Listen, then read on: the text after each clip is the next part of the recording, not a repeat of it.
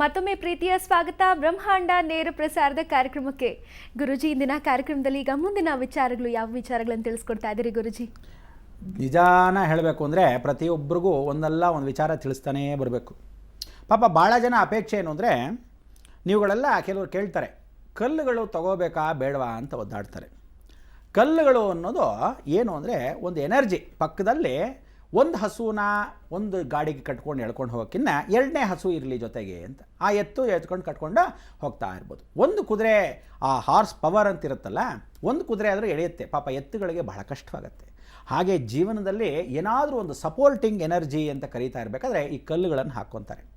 ಅಂದರೆ ನೀನೊಂದು ತಿಳ್ಕೊಳ್ಳಿ, ಯಾವತ್ತೂ ರಾಶಿ ಪ್ರಕಾರ ಕಲ್ಲುಗಳನ್ನು ಹಾಕೋಬೇಕು, ಯಾವ ಕಾಲಕ್ಕೂ ಹಾಕೋಬೇಕು ಬೇಡವಾ ಅನ್ನೋದು ಕ್ವಶನ್ ಮಾರ್ಕ್ ಆಗಿದೆ. ಖಂಡಿತ ರಾಶಿಗಳ ಪ್ರಕಾರ ನೀವುಗಳೇನಾದರೂ ಕಲ್ಲುಗಳು ಹಾಕ್ಕೊಂಡ್ರೆ ಜೀವನದಲ್ಲಿ ಯಾವ ಕಾಲಕ್ಕೂ ಮುಂದೆ ಹೋಗೋದಿರಲಿ, ಅಲ್ಲೇ ನಿಂತಿರ್ತೀರ.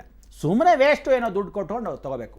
ಆದರೆ ಎಷ್ಟೋ ಜನಕ್ಕೆ ನಿಜವಾಗ್ಲೂ ಹೇಳಬೇಕು ಅಂದರೆ, ಕಲ್ಲು ಮಾರೋರು ಕೂಡ ಕೆಲವರೆಲ್ಲ ಹಾಗೆ ಹೀಗೆ ಡೂಪ್ಲಿಕೇಟ್ ಎಲ್ಲ ಮಾರ್ತಾ ಇರ್ತಾರೆ.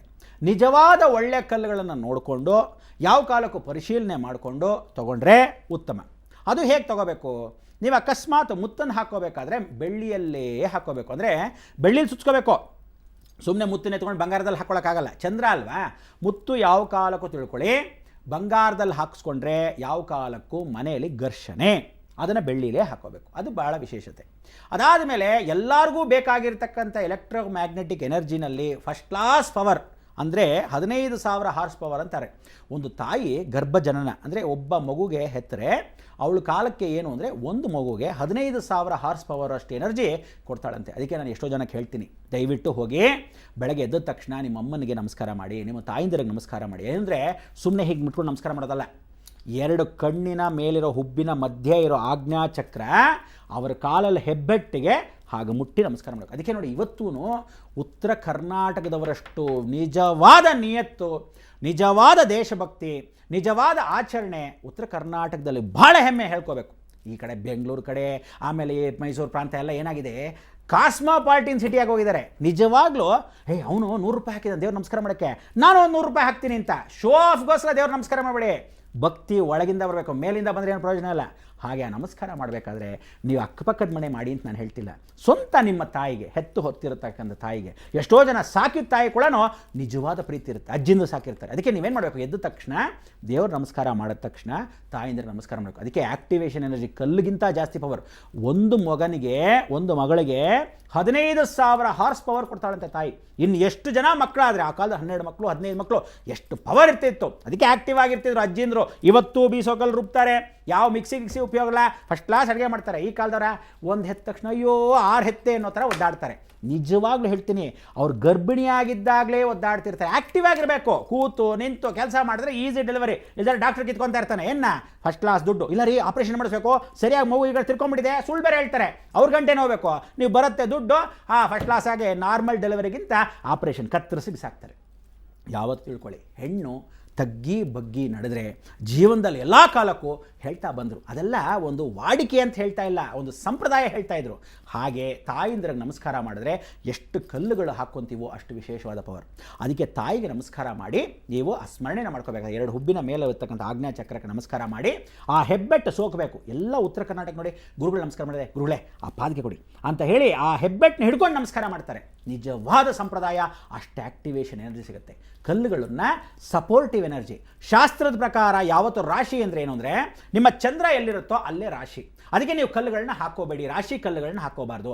ನಾನು ಸಿಂಹರಾಶಿಲಿ ಹುಟ್ಟುಬಿಟ್ಟಿದ್ದೀನಿ, ಸೂರ್ಯಂದೇ ಹಾಕ್ಕೊಂತೀನಿ ರೂಬಿ ಅಂತ ಒದ್ದಾಡ್ತೀರ, ಹಾಗೆಲ್ಲ ಹಾಕೋಬಾರ್ದು. ಏನು ಅಂದರೆ, ನಿಮ್ಮ ರಾಶಿನಲ್ಲಿ ಆ ಸೂರ್ಯ ಕೆಟ್ಟ ಜಾಗದಲ್ಲಿ ಕೂತ್ಕೊಂಡ ಅಂತ ಇಟ್ಕೊಳ್ಳಿ, ಕೆಳಗೆ ಬೀಳ್ತೀಯಾ ಅಂತ ಇಟ್ಕೊಳ್ಳಿ, ಕೆಲಸ ಸಿಗಲ್ಲ ಅಂತ ಹಣೆ ಬರದಲ್ಲಿ ಬರೆದಿರುತ್ತೆ. ಅವನು ಕೂತಿರೋದೇ ನೀಚ ಜಾಗದಲ್ಲಿ ನಿಂತ್ಕೊಳ್ಳಿ, ನೀವು ಹಾಕ್ಕೊಂಡು ಏನು ಮಾಡ್ತೀರಾ, ಇನ್ನಷ್ಟು ಸಪೋರ್ಟ್ ಮಾಡಿ ಇನ್ನಷ್ಟು ಕೆಳಗೆ ಮುಗ್ಗರ್ಚಿ ಬೀಳ್ದಂಗೆ ಆಗ್ತಾರೆ. ಅದಕ್ಕೆ ಹೇಳೋದು, ಆ ಮುಗ್ಗರ್ಚಿ ಬೀಳದೇ ಇದ್ದ ಹಾಗೆ ಒಂದು ಸಪೋರ್ಟಿವ್ ಎನರ್ಜಿ ಆಪೋಸಿಟ್ಟಾಗಿ ಹಾಕೋಬೇಕು. ಅದಕ್ಕೆ ಸೋಮವಾರ ದಿವಸ ಮುತ್ತನ್ನು ಹಾಕೋಬೇಕು. ಬಹಳ ವಿಶೇಷವಾಗಿರ್ತಕ್ಕಂಥದ್ದು, ಮುತ್ತನ್ನು ಬೆಳ್ಳಿಲೇ ಸುತ್ತಬೇಕು. ಪಚ್ಚೆ ಕನಕ ಪುಷ್ಯರಾಗ ಅಂತ ಕರಿತೀವಿ, ಅಂದರೆ ಗೋಲ್ಡನ್ ಯೆಲ್ಲೋ ಸಫೇರ್. ಆ ಗೋಲ್ಡನ್ ಯೆಲ್ಲೋ ಸಫೇರು ಎಷ್ಟೋ ಜನಕ್ಕೆ ಸಿಗೋದು ಕಷ್ಟ. ಶ್ರೀಲಂಕಾದ ಭಾಳ ಚೆನ್ನಾಗಿ ಸಿಗುತ್ತೆ. ಶ್ರೀಲಂಕಾಲೆಲ್ಲ ಎಷ್ಟು ಗೊತ್ತಾ, ಬರೀ 2,000 ರೂಪಾಯಪ್ಪ. ಏನೋ ಒಂದು 4 ಕ್ಯಾರೆಟ್ 5 ಕ್ಯಾರೆಟ್ ಇರುತ್ತೆ ಅಷ್ಟು ದಪ್ಪಕ್ಕೆ, ಅದೆಲ್ಲ 2,000 ರೂಪಾಯಿ 3,000 ರೂಪಾಯಿ. ಹೋಗಿ ಬರೋರು ಯಾರೋ ಕಷ್ಟ ದೂರ ಹೋದವ್ರ ಹತ್ರ ತರಿಸ್ಕೊಳ್ಳೋಣ ಅಂದರೆ ಇಲ್ಲಿ ಬಂದು ಟ್ರಾನ್ಸ್ಪೋರ್ಟ್ ಆಗಿ ಹಿಂಗಂದರೆ ಇಲ್ಲ ರೀ 2 ಕ್ಯಾರೆಟ್ಗೆ 15,000 ರೂಪಾಯಿ ಹೇಳ್ತಾನೆ, 20,000 ರೂಪಾಯಿ ಹೇಳ್ತಾನೆ ಅಂದ್ಕೊಂಡು 4 ಕ್ಯಾರೆಟ್ ಅಷ್ಟೊತ್ತಿಗೆ ನಾವಿಲ್ಲಿ ಕ್ಯಾರೆಟ್ ತಿಂದ್ಬಿಡ್ಬೋದು, ಬೆಳೆಸ್ಬಿಡ್ಬೋದು. ಹಾಗೆ ಜೀವನದಲ್ಲಿ ಪ್ರತಿಯೊಬ್ಬನೂ ಒಂದೊಂದು ಬೆಲೆ, ಇಷ್ಟೇ ನ್ಯಾಯ ಬೆಲೆ ನೋಡಿ. ಯಾವತ್ತೂ ಕಲ್ಲುಗಳವರೆಗೂ ನಾನು ಇದನ್ನೇ ಹೇಳೋದು, ಯಾವ ಕಾರ್ಯಕ್ರಮದಲ್ಲಾದರೂ ಏನೇ ಮಾಡಿದ್ರು ಜನಗಳಿಗೆ ಉಪಯೋಗ ಆಗೋದನ್ನು ಇವತ್ತಿನ ದಿವಸ 100 ರೂಪಾಯಿ ಲಾಭ ಇಟ್ಕೊಳ್ಳಿ, ನಿಮ್ಮ ತಾತನ ಮನೆ ಗಂಟೆನೂ ಹೋಗಲ್ಲ. ಅಥವಾ 50 ರೂಪಾಯಿ ಎಕ್ಸ್ಟ್ರಾ ಇಟ್ಕೊಂಡು 200 ರೂಪಾಯಿ ಇಟ್ಕೊಳ್ಳಿ. 1000 ಗಟ್ಟಲೆ ಇಟ್ಕೊಂಡು ಮುಗ್ಧ ಜನಗಳಿಗೆ ಮೋಸ ಮಾಡಬೇಡಿ ಅಂತ ಈ ಮುಖಾಂತರನೂ ಅದು ತಿಳಿಸ್ತೀನಿ. ಯಾಕೆಂದರೆ ಎಷ್ಟೋ ಜನ ಇವತ್ತಿನ ದಿವಸ ಅಡ್ವರ್ಟೈಸ್ಮೆಂಟ್ ಪಾಪ ಕೊಡ್ತಾರೆ. ಕೆಲವರು ಹೇಳ್ತಾರೆ ಈ ಅಡ್ವರ್ಟೈಸ್ಮೆಂಟ್ ಕೊಡಬೇಕಾದ್ರೆ ನಾವು ಕಲ್ಲುಗಳು ಹಾಕ್ತಿದ್ವಿ ನೋಡಿ, ಗುರುಗಳು ಬೈತಾರೆ ನಾವು ಅದಕ್ಕೆ ಕಲ್ಲುಗಳು ಅಡ್ವರ್ಟೈಸ್ಮೆಂಟ್ ಕೊಡಲ್ಲ ಅಂತ. ನಿಮ್ಮ ಹಣೆ ಬರ.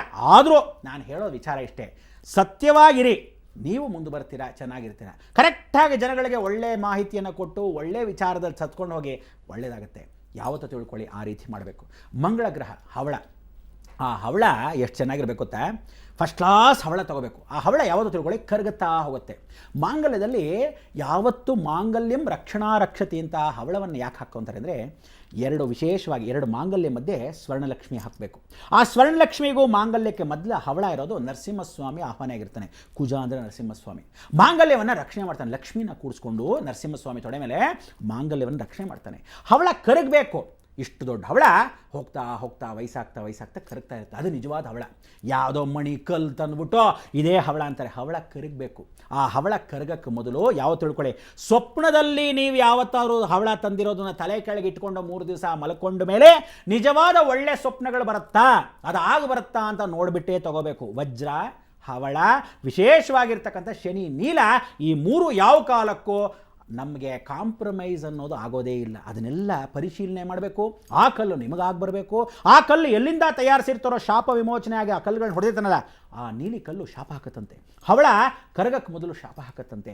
ವಿಶೇಷವಾಗಿರ್ತಕ್ಕಂಥ ಅನುಗ್ರಹ ನಿಮಗೆ ಸಿಗಬೇಕು ಅಂದರೆ ಗೋಮೇಧಕ ರಾಹುನ ಯಾರಿಗೂ ಹಾಕೋಬೇಡಿ ಅಂತ ಹೇಳ್ತೀನಿ. ಎಷ್ಟೋ ಜನ ಗೋಮೇಧಕ ಹಾಕೊಂಡು ಬೀದಿಗೆ ಬಂದ್ಬಿಟ್ಟಿದ್ದಾರೆ ಕೋಟ್ಯಾಧೀಶ್ವರಗಳು. ಖಂಡಿತ ಹೇಳ್ತೀನಿ, ರಾಹು ತಂಟೆಗೆ ಹೋದರೆ ಮುಂಡಾ ಮೋಚ್ತು.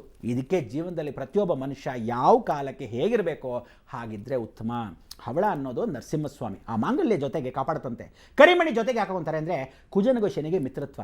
ಇವಳು ಮಾಂಗಲ್ಯ ಭಾಗ್ಯನ ಆಶೀರ್ವಾದ ಮಾಡಬೇಕಾದ್ರೆ ದೀರ್ಘ ಸುಮಂಗಲಿ ಭವ. ಈ ಕಾಲದಲ್ಲಿ ಮದುವೆಗೆ ಏನು ಮಾಡ್ತಾರೆ, ಹೋಗಮ್ಮ ನಮಸ್ಕಾರ ಮಾಡೋದು ಯಾರೋ ದೊಡ್ಡವ್ರಿಗೆ ಅಂತ ಹೇಳ್ತಾರೆ. ಏನಿಲ್ಲ ಅಂಕಲ್, ಏನೋ ದುರಹಂಕಾರ ದಿಮಾಕುಗಳು. ರಾಮ, ಈ ಕಾಲದ ಹುಡುಗಿರು ನೋಡ್ಬೇಕು ನೀವು, ಗಂಡಸರಾದರೂ ಬಾಯಿ ಮುಚ್ಕೊಂಡು ತಲೆ ಬೇರೆಯವ್ರಿಗೋಸ್ಕರ ತೆಗೆಸ್ತಾರೆ. ಹೆಣ್ಣುಮಕ್ಕಳು ಇದಾರಲ್ಲ, ಈ ತಲೆ ಮೇಲೆ ಕೊಂಬುಗಳು ಬರೋದಿರಲಿ, ಅವ್ರಿಗಿರುವಂಥ ಅಹಂಭಾವ ದುರಹಂಕಾರ ಏನು ಕೊಂಬಿಟ್ಟಿದ್ದಾರೆ ಅಂದರೆ, ನಾನು ಆ ಕಾಲದಲ್ಲಿ ನಮ್ಮಮ್ಮ ಹೇಳ್ಕೊಟ್ಲು ಎಲ್ಲ ಗಂಡಸರು ಕೆಟ್ಟವರೇ ಅನ್ನೋದನ್ನು ಹೇಳ್ಕೊಟ್ಬಿಟ್ರು ಅಂದ 5 ಬೆರಳು ಒಂದು ಸಮ ಇಲ್ಲ ರೀ. ಒಳ್ಳೆ ಗಂಡಂದರು ಸಿಗ್ತಾರೆ. ನಿಜವಾದ ಒಳ್ಳೆ ಗಂಡನಿಗೆ ಯಾವತ್ತೂ ಕೆಟ್ಟ ಹೆಂಡತಿನೇ ಸಿಗೋದು. ಎಲ್ಲ ಒಳ್ಳೆ ಹೆಂಡತಿಯರಿಗೆ ಕೆಟ್ಟ ಗಂಡನೇ ಸಿಗೋದು. ಹಣೆ ಬರ ನೋಡಿ ಕರ್ಮ. ಆದರೆ ಎಲ್ಲೋ 1000ದಲ್ಲಿ ಇಬ್ಬರಿಗೆ ನಿಜವಾದ ಗಂಡ ಹೆಂಡತಿ ನೋಡಿ ಲಕ್ಷ್ಮೀನಾರಾಯಣ ಇದ್ದ ಹಾಗಿದ್ದಾರೆ, ಎಷ್ಟು ಚೆನ್ನಾಗಿದ್ದಾರೆ. ಆ ದಾಂಪತ್ಯ ಜೀವನ ಅನ್ನೋದು ತಿಳ್ಕೋಬೇಕಾದ್ದು. ಅದಕ್ಕೆ ಮಾಂಗಲ್ಯವನ್ನು ಕಟ್ಟಬೇಕಾದ್ರೆ ಅವನು ನಮಸ್ಕಾರ ಮಾಡ್ಕೊಂಡು ಹೇಳ್ತಾನಂತೆ, ನಾತಿ ಚರಾಮಿ, ನಾನು ಜೀವನದಲ್ಲಿ ಎಷ್ಟೇ ಕಷ್ಟಪಟ್ಟರು ನಿನ್ನನ್ನು ನಾನು ಬಿಡೋದಿಲ್ಲ. ಆ ಪಾಣಿಗ್ರಹಣವನ್ನು ಕೊನೆ ಬೆರಳು ಯಾಕೆ ಇಟ್ಕೊತಾರೆ, ನೀವು ಹಿಂಗೆ ಕೈ ಹಿಡ್ಕೊಂಬಿಡೋದಲ್ಲ. ಪಾಣಿಗ್ರಹಣವನ್ನು ಕೊನೆಯದಾಗ ಚಂದ್ರ, ಆ ಕೊನೆ ಬೆರಳು ಚಂದ್ರ, ಒಬ್ರಿಗೊಬ್ಬರು ಇಟ್ಕೊಂಡು ನನ್ನ ಮನಸ್ಸು ನಿನ್ನ ಮನಸ್ಸು ಹೊಂದ್ಕೊಂಡಿದೆ. ನೀವು ಅಕಸ್ಮಾತ್ ಶಾಸ್ತ್ರ ಜ್ಯೋತಿಷ ಏನಾದರೂ ಕೇಳೋ ಹಾಗಿದ್ರೆ ನಿಜವಾಗ್ಲೂ ಕರೆಕ್ಟಾಗಿ ಕೇಳ್ಕೊಂಡು ಮದುವೆ ಮಾಡ್ಕೊಳ್ಳಿ. ಇಲ್ವಾ ಏನು ನೋಡಬೇಡಿ, ಬಾಯಿ ಮುಚ್ಕೊಂಡು ಮದುವೆ ಮಾಡ್ಕೊಳ್ಳಿ. ಆದರೆ ಎಲ್ಲಿ ಗೊತ್ತಾ, ದೇವಸ್ಥಾನದಲ್ಲಿ ಮದುವೆ. ಯಾಕೆಂದರೆ ಆ ಕ್ಷೇತ್ರ ಮಹಿಮೆಯಲ್ಲಿ ಭಗವಂತನ ಅನುಗ್ರಹದಲ್ಲಿ ನೀವು ಹಾಕೋ ಮಾಂಗಲ್ಯ ಆ ದೇವರ ಮುಂದೆ ಹಾಕಿದ್ರೆ ಅಟ್ಲೀಸ್ಟ್ ಎಲ್ಲೋ ಬರೋ ಕುಂಬಳಕಾಯಿ ಅಷ್ಟು ಕಷ್ಟ ಸಾಸಿವೆ ಅಷ್ಟು ಹೋಗುತ್ತೆ. ಆ ಕಲ್ಲಲ್ಲಿ ವಿಶೇಷವಾದ ಶಕ್ತಿ ಹವಳಕ್ಕೆ. ಬುಧ ಅಂದರೆ ಪಚ್ಚೆ. ಬುಧ ಭಾಳ ವಿಶೇಷ. ಆ ಪಚ್ಚೆನ ಬಂಗಾರದಲ್ಲೇ ಮಾಡಿಸ್ಬೇಕು ನೀವು. ಬುಧ ಬಂದು ಬುದ್ಧಿಕಾರಕ. ಭಾಳ ವಿದ್ಯಾಬುದ್ಧಿಯನ್ನು ಕಲಿತಕ್ಕಂಥವ್ರು ತಿಳ್ಕೊಳ್ಳಿ. ಮಕ್ಕಳಿಗೆ ಬುದ್ಧಿ ಬರಬೇಕಾದ್ರೆ ಎಷ್ಟೋ ಜನಕ್ಕೆ ಏನೇ ಕಲ್ತಿರಲಿ ಜ್ಞಾಪಕ ಇಲ್ಲದೆ ಇದ್ರೆ ಏನ್ರಿ ಮಾಡ್ತೀರಾ ಜೀವನ. ಅದಕ್ಕೆ ಪ್ರಜ್ಞಾಂ ವಿದ್ಯಾಂ ಬುದ್ಧಿಂ. ಆ ಪ್ರಜ್ಞಾದೇವಿ ಯಾರು, ಸಾಕ್ಷಾತ್ ನೀಲಾ ಸರಸ್ವತಿ. ಆ ನೀಲಾ ಸರಸ್ವತಿ ಬುಧನ ಪಚ್ಚೆ ಕಲ್ಲಲ್ಲಿ ಕೂತಿರ್ತಾಳಂತೆ. ಆ ಪಚ್ಚೆ ಕಲ್ಲು ಅನ್ನೋದು ನಾವು ಜೀವನವನ್ನು ಸರಿ ಮಾಡ್ಕೋಬೇಕಾದ್ರೆ, ಬುಧ ಸ್ಥಿರವಾಗಿ ನಿಲ್ಲಬೇಕಾದ್ರೆ ಪಚ್ಚೆ ಅದು ಬಂಗಾರದಲ್ಲೇ ಮಾಡಿಸ್ಬೇಕು. ಬಂಗಾರದಲ್ಲಿ ಮಾಡಿಸಿ ಯಾವ್ಯಾವ ಬೆರಳಲ್ಲಿ ಏನೇನು ಹಾಕ್ಕೋಬೇಕು ಅಂತ ತಿಳಿಸ್ತೀನಿ. ಏಕೆಂದರೆ ಪ್ರತಿಯೊಬ್ಬನಿಗೂ ಅವಂದೇ ಆದ ಕಾಲಾಯ ತಸ್ಮೈ ನಮಃ ಅಂತ ಜೀವನ ಇರುತ್ತೆ. ಯಾವತ್ತು ಸತ್ಯ ಇರುತ್ತೋ ಸತ್ಯಕ್ಕೆ ಜಯ ಇರುತ್ತೆ. ಗುರುವಾರ ಏನು ಮಾಡಬೇಕು ತಿಳ್ಕೊಬೇಕಲ್ಲ. ನಿಮಗೇನು ಮಾಡಬೇಕೀಗ, ಪಾಪ ಅವ್ರು ಕೇಳ್ತಾ ಇದ್ದಾರೆ, ಗುರುಜಿ, ಕಲ್ಲುಗಳನ್ನು ಹಾಗೆ ರಾಶಿ ಹರಳುಗಳನ್ನು ಉಪಯೋಗಿಸುವಂಥದ್ದು ಸರ್ವೇ ಸಾಮಾನ್ಯ. ಆದರೆ ಯಾವ ಮಾರ್ಗವಾಗಿ, ಯಾವ ರೀತಿಯಾಗಿ ಉಪಯೋಗಿಸಬೇಕು ಅನ್ನೋ ವಿಚಾರಗಳನ್ನು ತಿಳಿಸ್ಕೊಟ್ಟಿದ್ದೀರಿ. ವೀಕ್ಷಕರೇ, ಈಗ ಬ್ರಹ್ಮಾಂಡ ನೇರ ಪ್ರಸಾರದ ಕಾರ್ಯಕ್ರಮದಲ್ಲಿ ಮತ್ತೊಂದು ಪುಟ್ಟ ವಿರಾಮ.